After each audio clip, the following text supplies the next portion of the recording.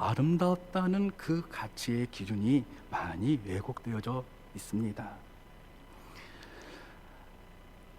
그들이 아름답다고 생각하는 그 가치의 기준에는 하나님께 영광을 돌리는 것이 아니라 사람 앞에 자랑이 되기 때문에 그렇습니다.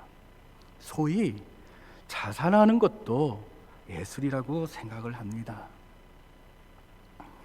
여러분도 잘 아시다시피 우리 한국의 그 연애 역사 가운데 2005년이라는 그 기점을 해서 수많은 연예인들이 자살에 이르게 되어집니다.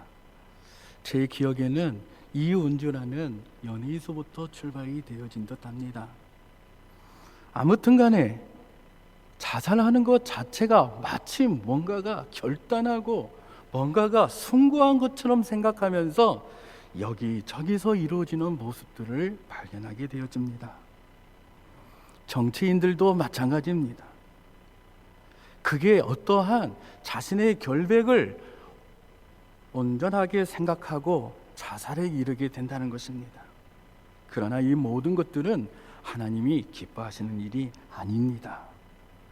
그것은 잘못된 생각입니다. 하나님이 원하시는 것이 아닙니다. 그 이면에는 악한 괴계에 의해서 이루어지는 우리의 왜곡된 것들을 악한 것이 사용되어지는 것입니다. 스스로 목숨을 끊는 것이 아름답고 생각하는 이런 예술, 이것은 가치 있는 것이 아니라는 것입니다. 따라서 오늘 우리 예수 믿는 성도들에 있어서는 이와 같이 왜곡되어져 있으면서도 그게 아름답다고 생각하는 이러한 우리의 삶의 세계관 속에서 우리가 지금 살아가고 있다는 사실을 우리는 자각해야 한다는 것입니다. 무엇이 옳고 무엇이 그르고 어떤 기준으로서 하나님의 가치를 이야기를 해야 할 것인지 이거에 대한 것이 말씀 안에서 훈련이 되어야 하고 예수님께서 가르치시는 그 가치 안에서 우리가 분명히 해야 하는 것입니다. 그래서 우리가 하나님의 영광 앞에 왜곡된 우리들의 의식을 밝히고 드러내어 회개하는 일은 거룩한 것이요 아름다운 것입니다. 회개하는 일이 아름다운 것입니다. 우리 자신이 돌이키는 것이 거룩한 것입니다. 누가복음 5장을 보면은 베드로가 예수님의 말씀을 의지하여서 그가 그물을 던졌을 때에 많은 물고기를 잡습니다. 그리고 많은 물고기를 잡은 뒤에 예수님의 모습을 보니 하나님의 영광을 본 것인지 그는 무릎을 꿇고 죄인으로서이다 나를 떠나소라고 합니다. 처음에는 자신의 필요에 의해서 주님을 바라봤지만 그 후에는 그의 필요를 채워진 뒤에는 예수님을 하나님의 영광으로 보았다는 사실입니다. 그래서 자기 자신을 죄인이라는 것을 고백했다는 것입니다. 여러분, 이것이 아름다운 것입니다. 이사야서 6장에서도 동일한 맥락입니다. 이사야가 어느 날 성전에 들어갔을 때에 그는 하나님의 영광을 봅니다. 수부에 있는 천사의 하나님의 영광을 보면서 자기는 죽었다. 나같이 이 부정한 자를 하나님의 영광을 본 그 앞에서 자신이 두렵고 떨렸다는 것입니다. 그래서 나의 이 부정한 입술을 제거해달라고 합니다. 여러분이나 제 자신이 하나님 전에 나와서 하나님께 예배드리고 하나님의 말씀과 기도로서 내가 서 있을 때에 하나님의 영광스러운 그 거룩함 앞에 내 자신의 연약함을 발견하는 것은 그 자체가 아름다운 것입니다. 그러나 우리들은 우리 자신의 연약함을 발견하는 것이 마치 부족한 것을 깨우치는 것처럼 내 자신을 자꾸 방어하고 그것을 좀처럼 변화되지 않고자 하는 우리의 인간의 교만함을 발견하게 됩니다. 그것은 아름다운 것이 아닙니다.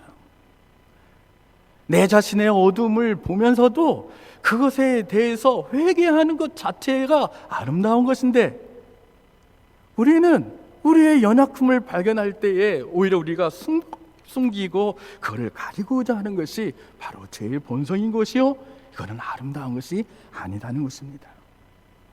따라서 성도님들은 하나님의 영광을 추구하여 하나님과 같이 거룩하게 되어지는 것이 최고의 아름다움이라는 것을 깨달으시기를 바랍니다. 그렇다면 우리 예수 믿는 사람들은 언제 이러한 최고의 아름다움과 거룩함, 이 영화로운 모습으로 변화될까요? 그리고 성경에 나와 있는 모든 믿음의 선진들은 언제 가장 아름답고 숭고하고 거룩하였을까요? 물론 성경에서는 주님이 마지막에 재림했을 때에 우리 성도들이 호련히 변하여 주님과 같이 되어진다고 말씀합니다. 어쩌면 이 모습이 가장 아름다운 우리들의 모습이 아닌지 우리는 분명히 깨달아야 하는 것입니다. 우리가 성경에서 믿음의 선진들이 가장 아름다울 때의 하나의 사례를 살펴본다면, 오늘 아침에도 목사님께서 말씀을 나눴던 것처럼 스데반의 집사님을 말하지 않을 수 없습니다. 스데반이 죽을 때에 하늘문이 열리고 하나님의 우편에 예수님이 있는 것을 보았을 때, 이 장면은 이 세상의 어느 무엇과도 비교할 수 없는 영화로운 모습입니다. 그리고 스데반의 영혼이 하나님의 우편에 거하고 있다는 이 사실을 발견할 때, 이게 최고의 아름다움이요 영화로운 모습입니다. 따라서 하나님은 다음과 같이 말씀하고 계십니다. 시편 116편 15절에 성도의 죽는 것을 여호와께서 귀중히 여기시는도다라고 말씀하고 계십니다. 한평생 하나님을 사랑하다가 사람들을 사랑하고 성도로 살다가 죽는 것을 여호와께서 귀중히 보신다고 말씀하시고 있습니다.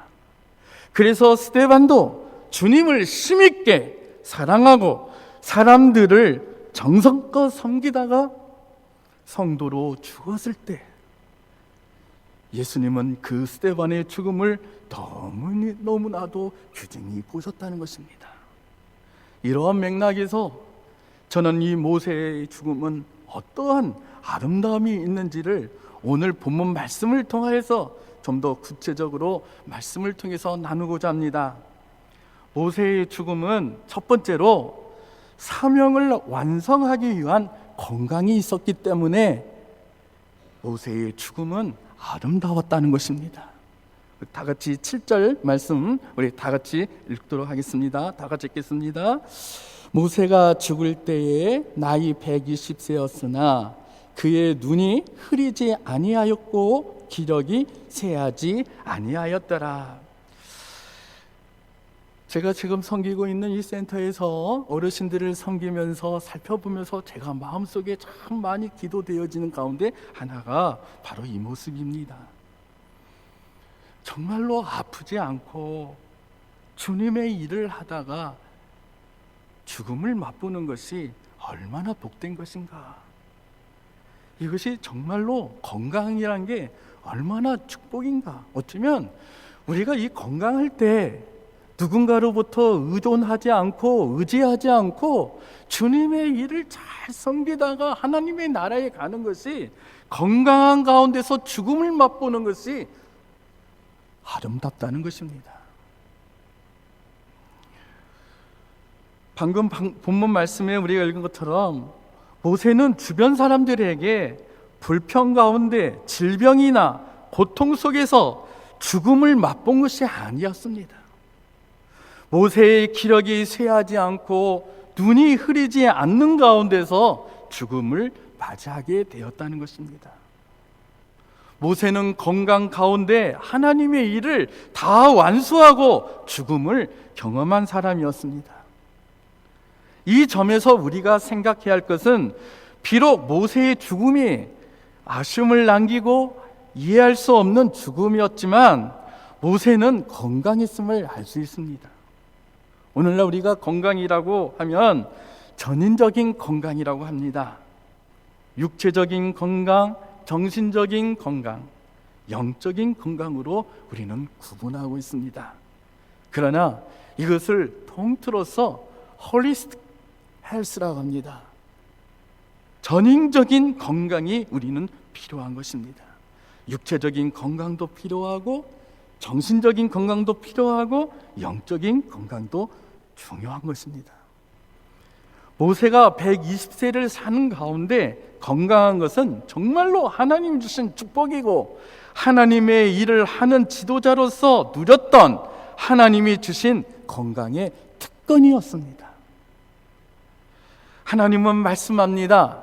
신명기 7장 15절을 보면 여호와께서 또 모든 질병을 내게서 멀리하사 너희가 아는 바 그 애굽의 악질이 내게 임하지 않게 하시고 너를 미워하는 모든 자에게 임하게 하실 것이라.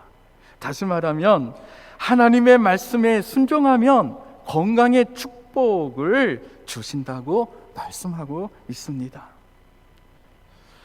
왜 하나님의 말씀에 순종하면 건강할 수 있는지를 살펴보겠습니다. 사람을 만드신 하나님이 사람들의 이 생명에 있는 모든 질서를 알고 있습니다. 그래서 하나님께서 알려주신 대로 우리의 몸과 우리의 혼과 우리의 영을 잘 관리하면 건강하고 행복할 수밖에 없는 것입니다.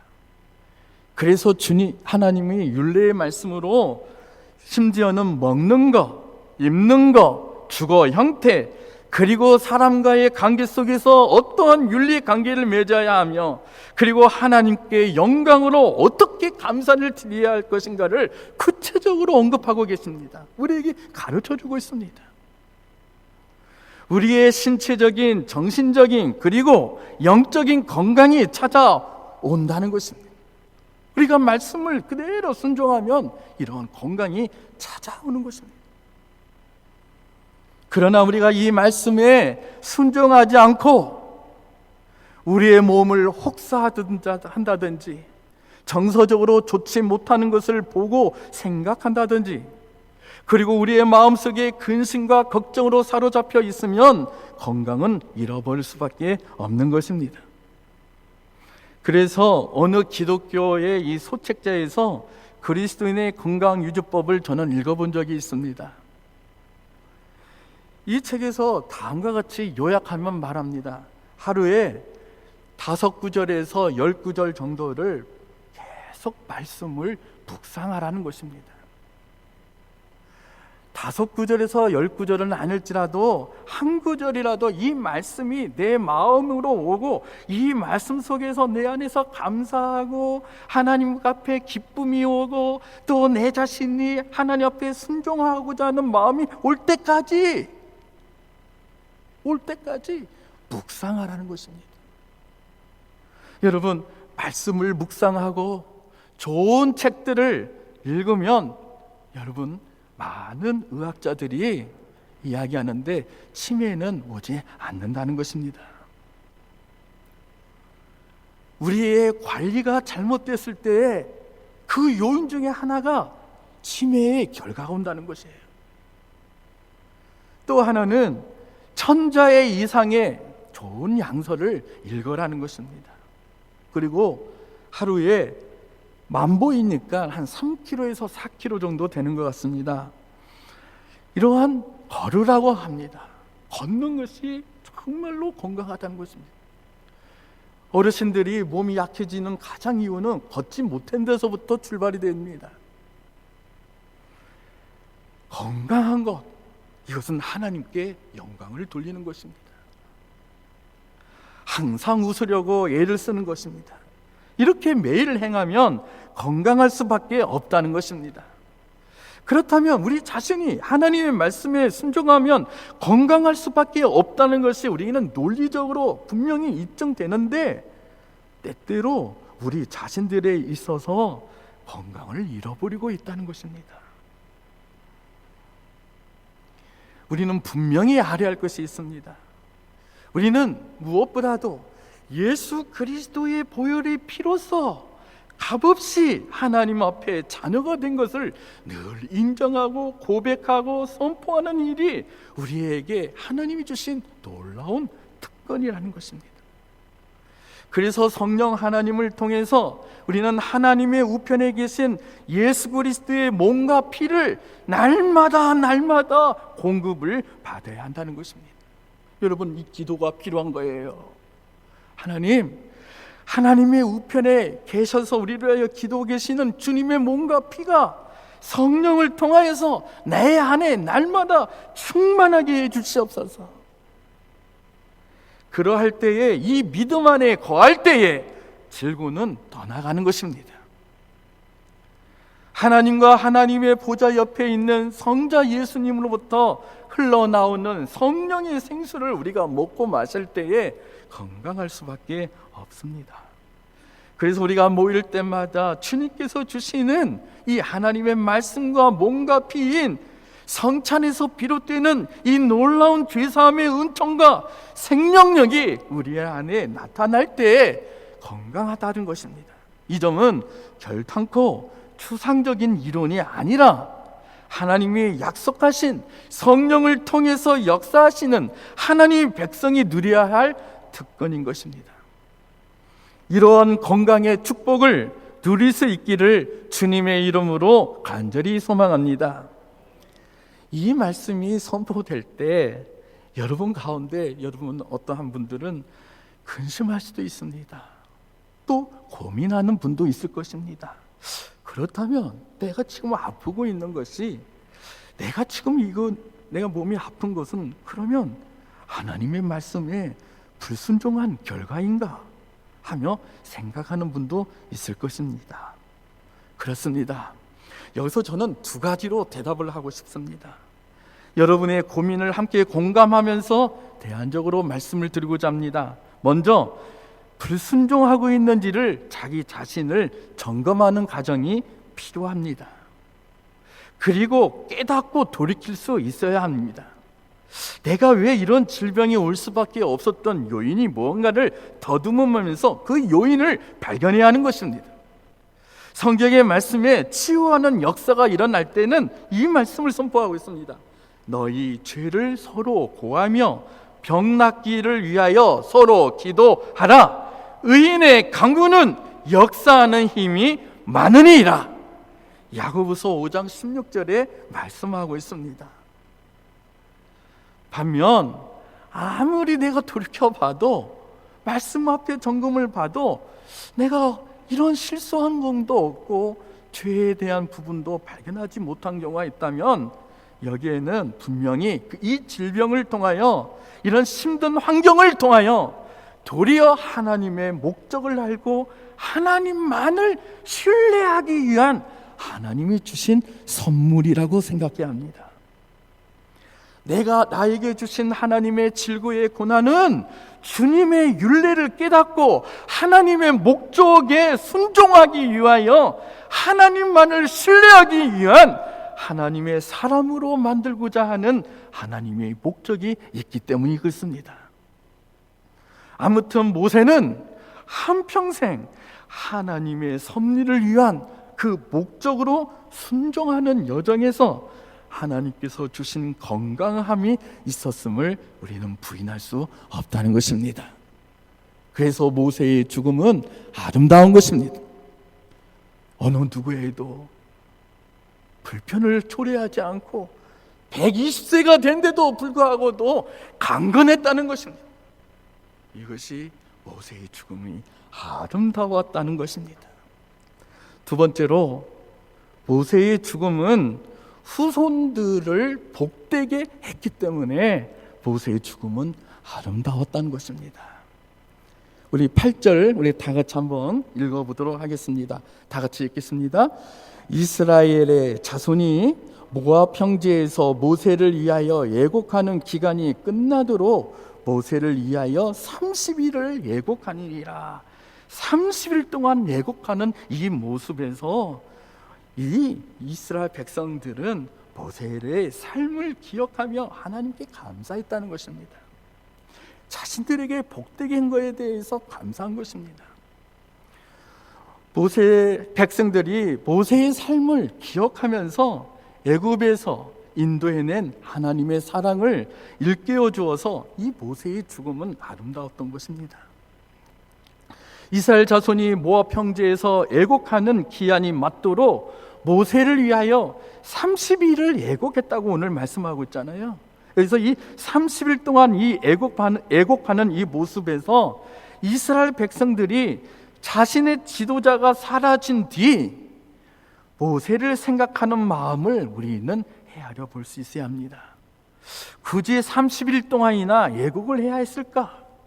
그리고 그 애곡하는 모습에서 애곡하는 그 내용은 무엇이었을까? 이런 질문을 우리는 생각해 볼 수 있습니다. 죽음 이후에 그 사람을 생각하는 것은 인간 모세를 생각하는 것도 있겠지만 하나님께서 모세를 통해서 이스라엘 백성을 인도하신 하나님의 사랑과 역사에 감사를 드리는 것입니다. 지금까지 하나님께서 이스라엘 백성들을 인도하시고 이제 젖과 꿀이 흐르는 땅, 아브람과 이삭과 야곱에게 주신 하나님의 언약이 마침내 이루고 성취되어지는 시점에서 어떻게 하나님을 섬기할 것인가라는 이 다짐하는 기간이기도 하는 것입니다. 무엇보다도 이스라엘 백성들의 지도자인 이 모세의 수고와 하나님의 역사에 감사하는 것이 바로 애도의 기간이었다는 것입니다. 한번 우리가 생각해 보십시오. 모세는 40세 동안 궁전에서 최고의 학문과 기술을 배웠던 유능한 인재였고 왕족이었습니다. 그러나 자신의 백성들이 고난당하는 것을 보면서 편히 사는 것을 포기하고 고난받고 있는 백성들을 위해 함께 고난을 받았던 사람이었습니다. 자신의 동족을 괴롭히는 애국인을 죽여서 광야에서 40년간 광야 생활을 했던 사람입니다. 이스라엘 백성들을 인도하기 위해 하나님이 주신 이적과 능력으로서 이스라엘 백성들을 인도하였고, 무엇보다도 그는 하나님과 대면하면서 하나님이 주신 계명과 음성을 들었던 사람이었습니다. 그리고 그가 이스라엘 백성들을 젖과 꿀이 흐르는 땅으로 인도할 때 백성들의 원망과 대적이 올 때 이 모세로 하여금 굉장히 힘들게 하는 여정이 있었습니다. 그러나 그는 온유함으로 인내하였던 사람이었습니다. 그러나 그는 마침 한 번의 실수로 하나님 말씀에 불순종함으로써 그가 가지고 있던 지팡이를 엉망하고 있는 이스라엘 백성들에게 화를 내면서 반석을 친 것 때문에 그는 가나안 땅에 들어갈 수 없었습니다. 한 번 실수, 그것이 그로 하여금 젖과 흐르는 땅으로 갈 수 없었던 이유였습니다. 약속의 땅을 단지 보기만 하였던 사람이었습니다. 그러나 이스라엘 백성들은 그의 죽음을 통해서 느꼈던 것은 그는 고생만 하여 지금까지 우리를 인도하기만 하였지 우리가 열매만 먹는 사람들이구나, 이런 것을 생각하였을 것입니다. 다시 말하면 모세의 죽음은 이스라엘 백성들의 후손들만을 복되게 하고 자기에게는 아무것도 누리지 못한 사람이었다는 것입니다. 단지 이스라엘 백성들을 가나안 땅으로 인도하기 위한 하나님의 밑거름으로 쓰임 받았던 사람이었다는 사실입니다. 여러분, 이것이 모세가 아름다운 것입니다. 오늘날 우리들이 뭔가가 잘 됐을 때 그걸 누리려고 하는 것이 많습니다. 다음 세대를 위해서 내가 씨앗을 뿌리는 것이 중요한 것입니다. 내 자신이 지금은 열매를 맺지 않는다 할지라도 다음 세대를 위해서 내가 밑거름을 하는 가운데서 죽음을 맛보아야 한다는 것입니다. 제가 며칠 전에 어느 권사님과 아주 깊은 이야기를 나눴습니다. 전화로 이런 이야기를 한 적이 있습니다. 자신의 있는 자산을 자신의 슬하 있는 자녀들에게 힘들게 다 돈을 벌었던 이런 부분들을 자녀들에게 하나를 다 나눠주면서 다음과 같이 고백을 했답니다. 다 나눈 뒤에 나머지 것들은 주님의 몸된 교회를 위하여 내가 드리겠고, 우리 교회가 추구하는 그런 복지재단 위에 하나님 앞에 귀하게 쓰임받았으면 좋겠습니다. 이렇게 마음속에 결심하고 있던 아주 귀한 권사님을 발견합니다. 아주 귀하신 분입니다. 참으로 모세가 바로 그런 것이었습니다. 정말로 오늘날 옛날 어르신들은 남아 선호 사상이 있어서 아들에게만 물려주려고 했던 것이었는데, 세대를 초월해서 모든 사람에게 공평하게 나눠지는 그런 모습을 저는 생각하게 됐습니다. 참 아름다운 마음입니다. 오늘 이 모세의 죽음을 통해서 우리 예수님을 믿는 성도들은 우리의 죽음을 통해서 다른 사람들에게 하나님의 사랑과 약속이 성취되는 그 유익함을 주어야 할 것입니다. 따라서 성도의 죽음은 최고의 아름다운 것이요, 하나님의 영광이요, 면류관인 것입니다. 세 번째로, 왜 모세의 죽음은 아름다웠는가? 9절 말씀 우리 다 같이 읽도록 하겠습니다. 우리 다 같이 읽겠습니다. 모세가 눈의 아들 여호수아에게 안수하였으므로 그에게 지혜의 영이 충만하니 이스라엘 자손이 여호와께서 모세에게 명령하신 대로 여호수아의 말을 순종하였더라. 여러분, 이 말씀을 통해서 다음 세대에 리더를 세워서 모세의 죽음은 아름다웠다는 것입니다. 모세의 죽음은 다음 세대를 위하여 신앙을 전수했다는 것입니다. 자신이 가지고 있던 이 모든 능력을 다음의 지도자를 위해서 세워놓고 죽었다는 사실은, 이게 정말 아름다운 것입니다. 모세 자신은 그가 자리에 없어도 그 공동체, 그 민족이 아주 잘 돌아갈 수 있도록 한 뒤에 죽었다는 사실인 것입니다. 문제는 사실 이 마음을 먹기가 참 쉽지 않은 일인 것입니다. 왜냐하면 우리 인간의 마음은 자기가 있어야만 모든 것이 돌아간다고 생각하기 때문에 그렇다는 것입니다. 자신의 생각이, 이 지배적인 생각이 뭔가가 있어야만이 된다는 것 생각하기 때문인 겁니다. 그러나 이것은 하나님의 말씀의 거울에 비춰볼 때 그것은 교만인 것입니다. 모세의 죽음으로 도리어 이스라엘 민족의 공동체는 더 훨훨 왕성해 나가고 있음을 발견하게 됩니다. 모세의 죽음으로 여호수아의 지도력이 있었다는 것입니다. 그리고 많은 백성들이 여호수아의 말을 들었다는 것입니다. 모세는 죽었지만 여전히 하나님은 여호수아를 통해서 이스라엘 백성들을 다스려지고 있다는 것입니다. 그러면 어떻게 우리가 지도자가 변해도 바꿔져도 더 왕성하게 하나님의 통치를 받을 수 있을까요? 이 질문은 오늘 한국 교회가 가지고 있는 정말로 고민하고 어쩌면 매일같이 성도님들이 기도해야 할 제목인 것입니다. 오늘 본문 말씀을 보면 지도자를 뽑는 가장 귀한 지침을 주고 있습니다.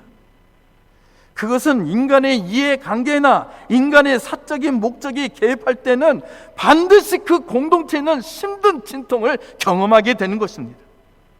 그런데 오늘 본문 말씀을 보면은 하나님이 주신 아주 귀한 말씀이 나옵니다. 모세가 눈의 아들 여호수아에게 안수하였으므로 그에게 지혜의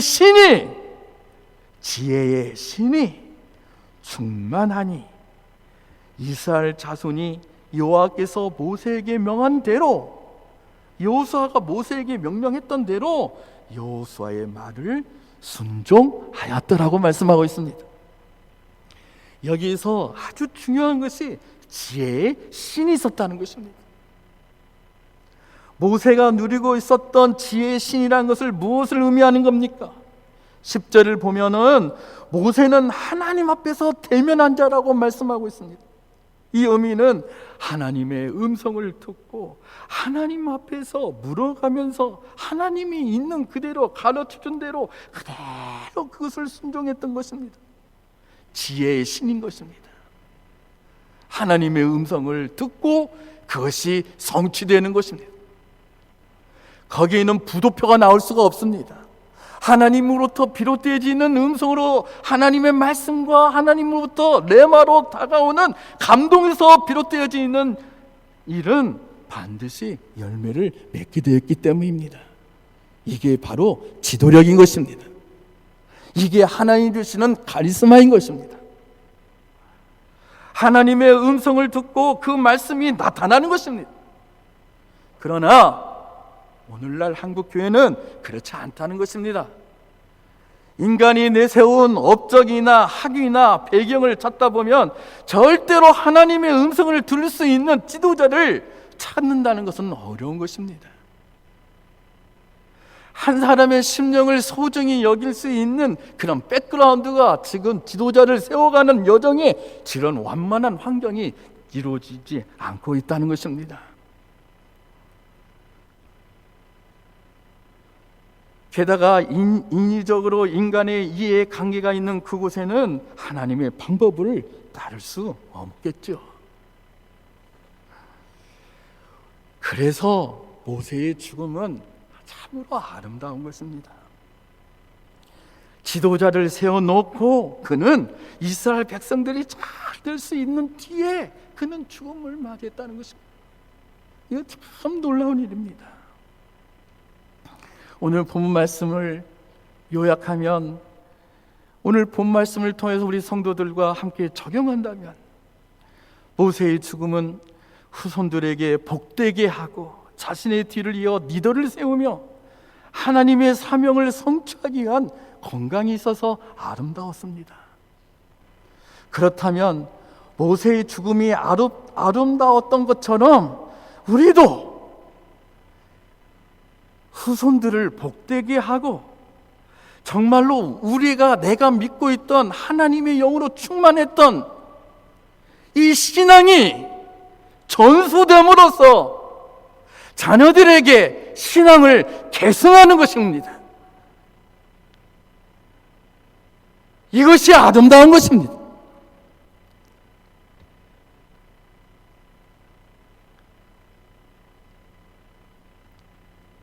저의 아버님의 돌아가신 모습을 나누고 싶습니다. 3년 전에 저희 어머니께서 갑작스럽게 돌아가셨습니다. 왜냐하면 새벽기회를 갔다 오고 집에 있는데 계속 어지럽고 그래서 이거 들은 이야기죠. 그런데 이제 이리에 있는 온대의 병원을 갔더니 이거 이상합니다. 서울로 빨리 보내십시오. 그래서 누님이 있는 병원으로 들어갔습니다. 그런데 이게요, 혈액암이었습니다. 그런데 아무 의식이 없이 병원에 들어가자마자 2주 만에 돌아가셨습니다. 어떤 사람과도 기약되고 이별되는 것이 없이 그냥 돌아가신 거예요. 참 지금도 생각하면 참 마음이 아프죠. 어떤 이야기가 없었기 때문에.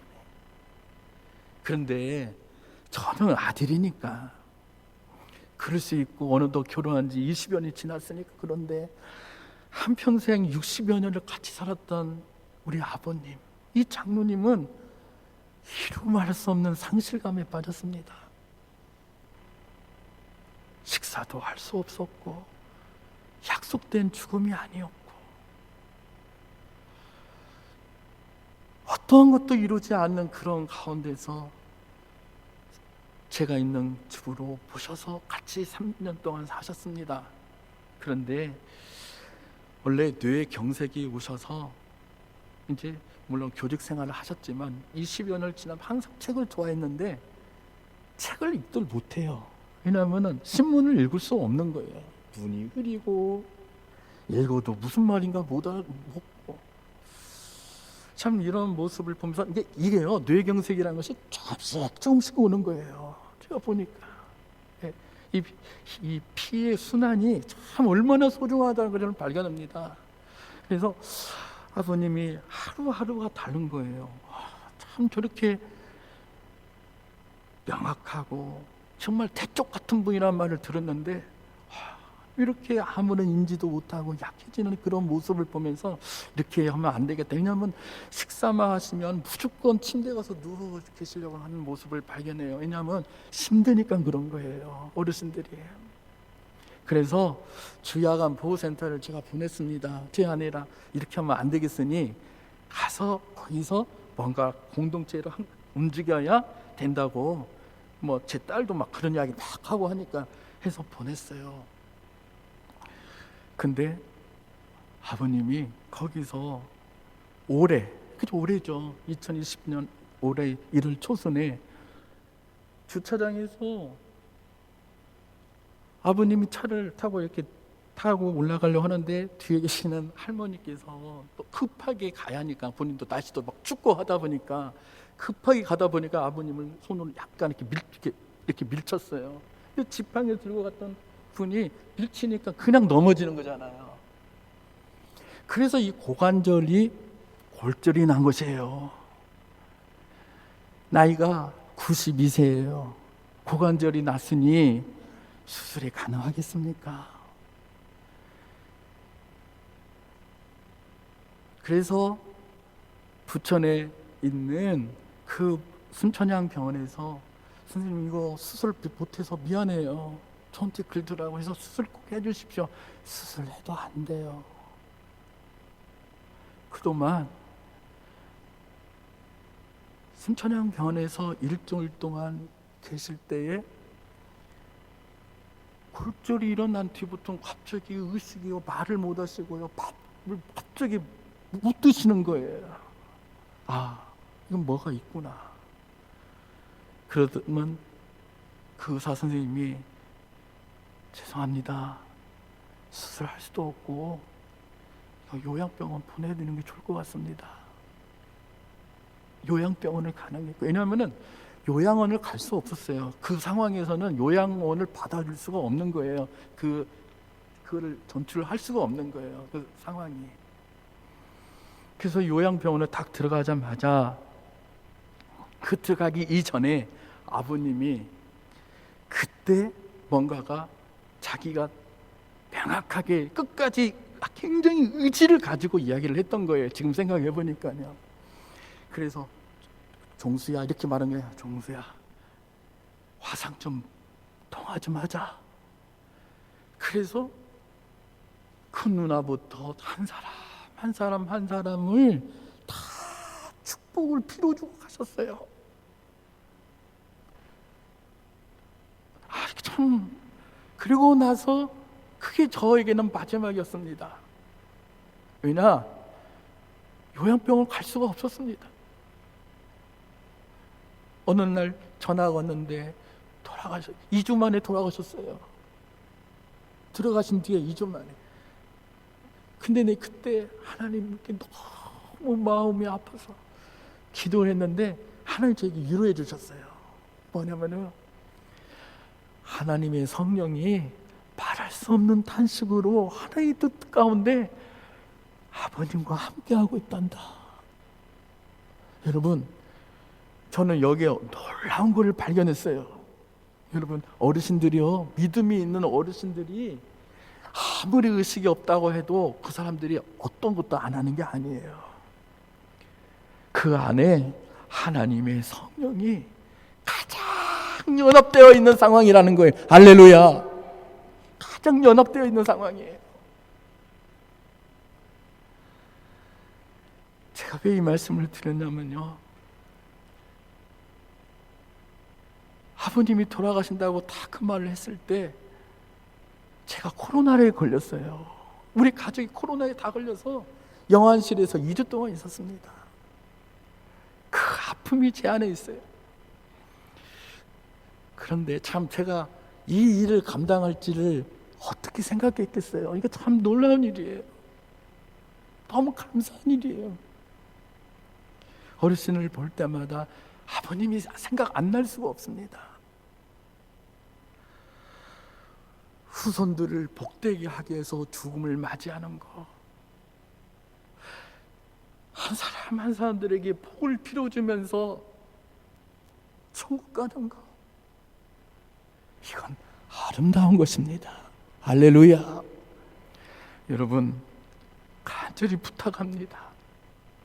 제가 어느덧 3달 동안 있으면서 참 좋은 목사님을 만나서 감사해요. 왜냐하면 하루에 몇 가정씩 그래도 살피라, 이것이요 참 귀한 말씀이에요. 왜냐, 이게 없으면은 사람은 어떻게 하다 보면 세월이 금방 가버려요.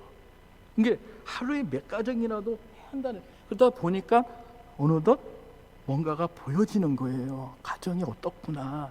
그런데 참 가슴 아픈 것을 발견했어요.